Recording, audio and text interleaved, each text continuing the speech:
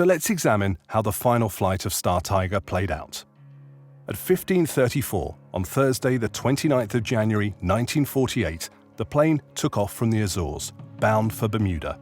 Its route, over 2,000 miles, entirely over water. In case of an emergency, there were two crucial points built into the flight plan. The first was the point of no return. Anywhere up until this point, the plane had enough fuel to simply turn around and go back to the Azores. After this point, the pilots had to carry on. But in this next stage of the flight, they could divert to Newfoundland. But then they hit a point of no alternative. It was as it sounds. After this point, there was no choice for the crew but to try to fly on and reach Bermuda. By then, they wouldn't have enough fuel to do anything else. For the first 6.5 hours, the navigator plotted their position along the route using a process called dead reckoning.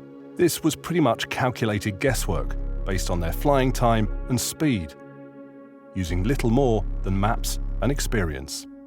The navigation would be mainly dead reckoning. That is to say that the navigator, who would be sitting behind the pilots, would draw on his chart the direction in which the airplane was pointing.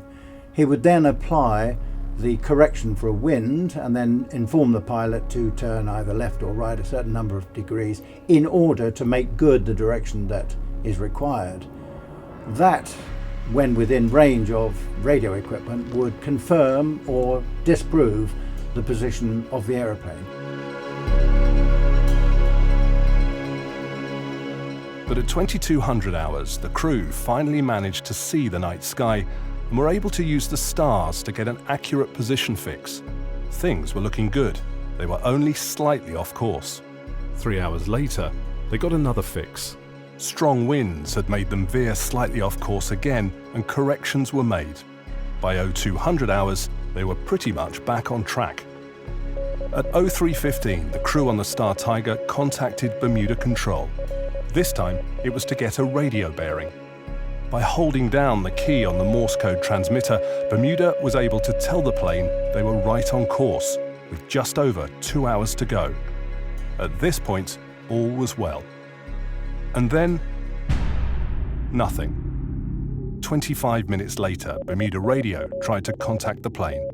There was no reply. The operator asked air traffic control if they'd heard from them. They hadn't. He tried to make contact again at 04:05. Still nothing.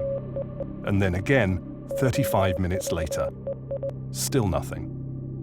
At this point, the radio operator raised the alarm. The Star Tiger had disappeared without any explanation why.